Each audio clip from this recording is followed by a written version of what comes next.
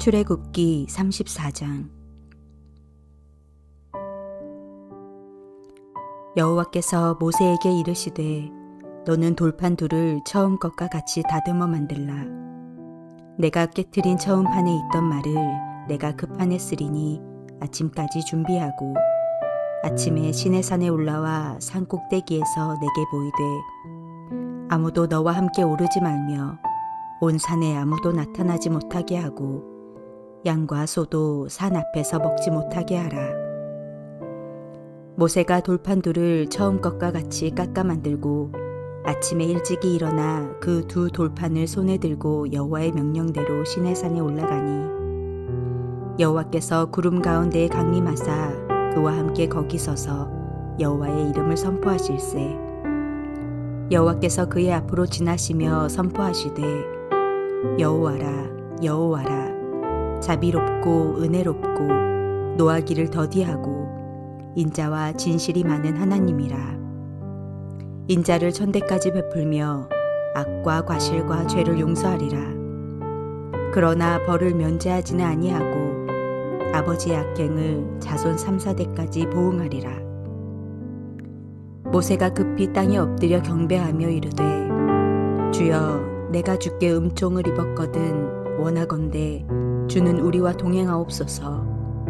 이는 목이 뻣뻣한 백성이니이다. 우리의 악과 죄를 사하시고 우리를 주의 기업으로 삼으소서.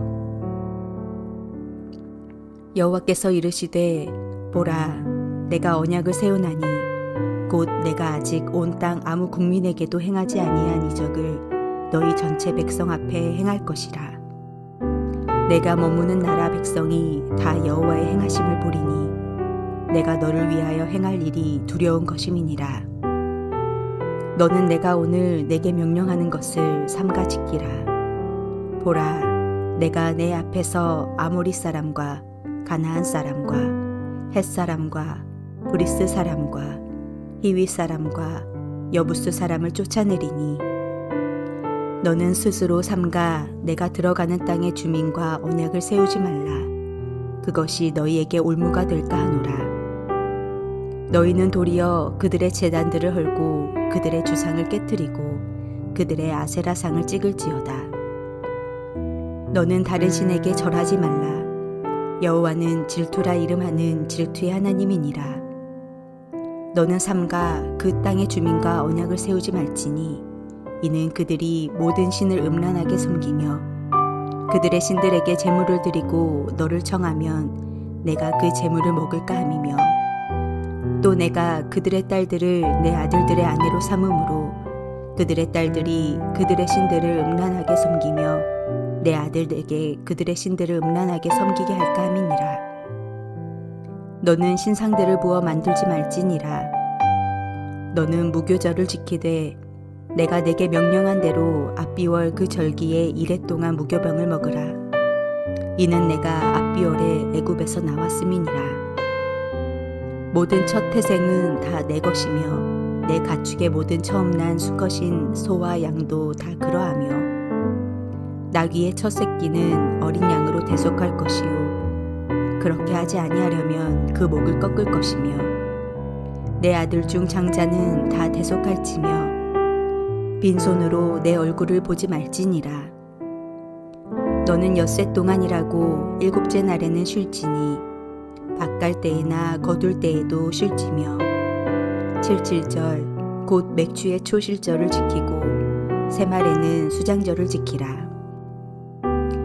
너희의 모든 남자는 매년 3번씩 주 여호와 이스라엘의 하나님 앞에 보일지라. 내가 이방 나라들을 내 앞에서 쫓아내고 내 지경을 넓히리니 내가 매년 3번씩 여호와 내 하나님을 뵈려고 올 때에 아무도 내 땅을 탐내지 못하리라. 너는 내 제물의 피를 유교병과 함께 드리지 말며 유월절 제물을 아침까지 두지 말지며 내 토지 소산에 처음 익은 것을 가져다가 내 하나님 여호와의 전에 드릴지며 너는 염소 새끼를 그 어미의 젖으로 삼지 말지니라. 여호와께서 모세에게 이르시되 너는 이 말들을 기록하라. 내가 이 말들의 뜻대로 너와 이스라엘과 언약을 세웠음이니라 하시니라. 모세가 여호와와 함께 40일 40야를 거기 있으면서 떡도 먹지 아니하였고 물도 마시지 아니하였으며 여호와께서는 언약의 말씀 곧 십계명을 그 판들에 기록하셨더라. 모세가 그 증거의 두 판을 모세의 손에 들고 시내산에서 내려오니 그 산에서 내려올 때에 모세는 자기가 여호와와 말씀하였으므로 말미암아 얼굴 피부에 광채가 나나 깨닫지 못하였더라. 아론과 온 이스라엘 자손이 모세를 볼 때에 모세의 얼굴 피부에 광채가 남을 보고 그에게 가까이 하기를 두려워하더니 모세가 그들을 부르매 아론과 회중의 모든 어른이 모세에게로 오고 모세가 그들과 말하니 그 후에야 온 이스라엘 자손이 가까이 오는지라. 모세가 여호와께서 시내산에서 자기에게 이르신 말씀을 다 그들에게 명령하고 모세가 그들에게 말하기를 마치고 수건으로 자기 얼굴을 가렸더라. 그러나 모세가 여호와 앞에 들어가서 함께 말할 때에는 나오기까지 수건을 벗고 있다가 나와서는 그 명령하신 일을 이스라엘 자손에게 전하며 이스라엘 자손이 모세의 얼굴의 광채를 보므로 모세가 여호와께 말하러 들어가기까지 다시 수건으로 자기 얼굴을 가렸더라.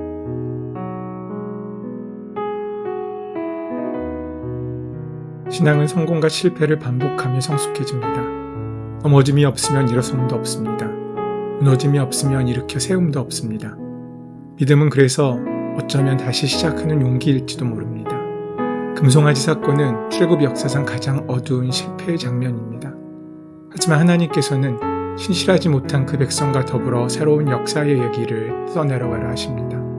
모세는 돌판 둘을 처음 것과 같이 깎아 만들어 아침에 시내산에 올라오라는 지시를 받습니다. 이것은 돌판을 깨뜨린 책임을 묻는 것이 아닙니다. 오히려 모세를 파트너로 여기셔서 그가 구원사에게 동참할 수 있는 기회를 주신 것입니다. 모세는 하나님의 명령대로 백성들이 산에 오르지 않도록 엄격하게 단속한 후에 하나님의 산에 올라갑니다. 구름 가운데 강림하신 하나님께서는 먼저 하나님의 이름을 우리에게 말씀해 주십니다. 우상 숭배한 이스라엘 민족에게 보여준 하나님의 이름은 자비와 질투입니다. 이스라엘을 용서해 주신 하나님은 자비로우신 분이십니다. 아울러 우상을 숭배하는 이들에 대하여 하나님은 질투하십니다. 그러나 사람의 이기적인 질투와 하나님의 자비로운 질투는 개념이 다릅니다. 금송아지를 숭배함으로써 범죄한 이스라엘은 하나님과의 관계가 깨어졌습니다. 거룩하신 하나님은 범죄한 이스라엘과 함께 하실 수 없는 상황이 되었습니다.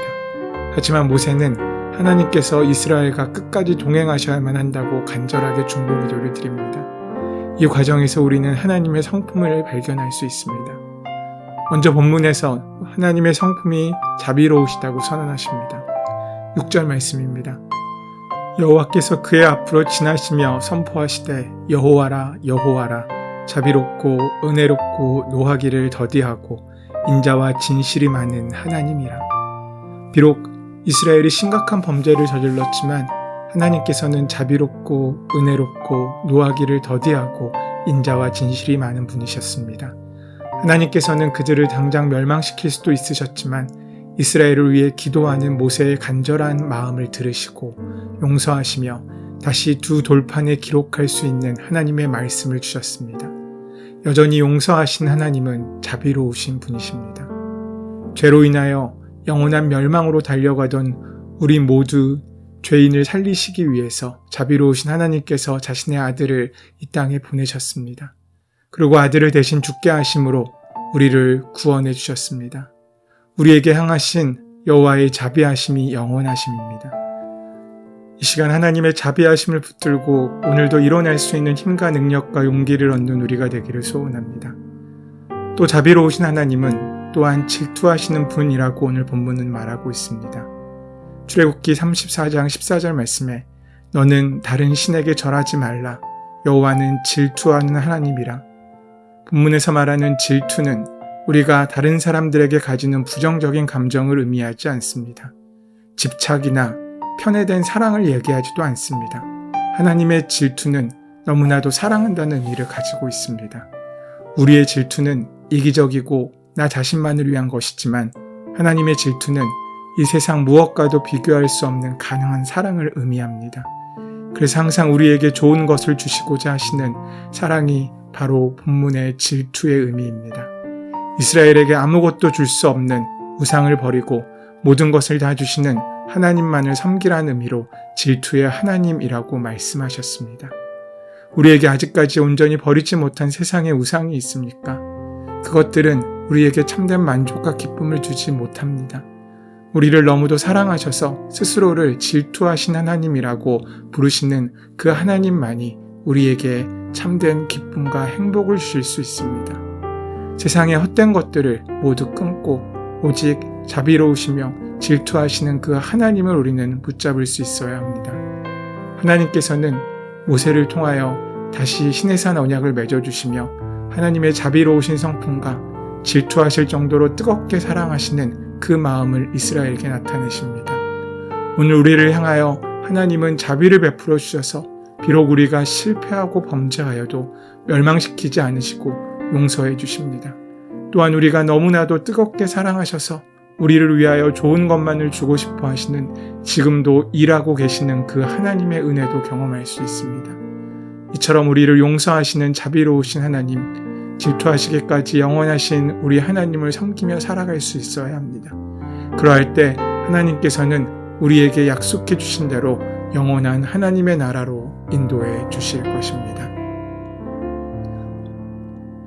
은혜의 주님, 우리를 사랑하시고 사랑하실 때 끝까지 사랑하시는 그 은혜를 힘입어 다시 일어날 힘과 용기를 얻는 우리가 되기를 원합니다.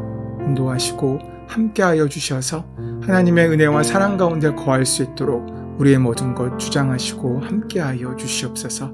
우리 주 예수 그리스도의 이름으로 기도드립니다. 아멘.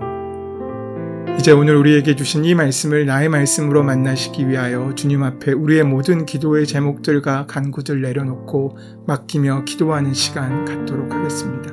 함께 기도합니다.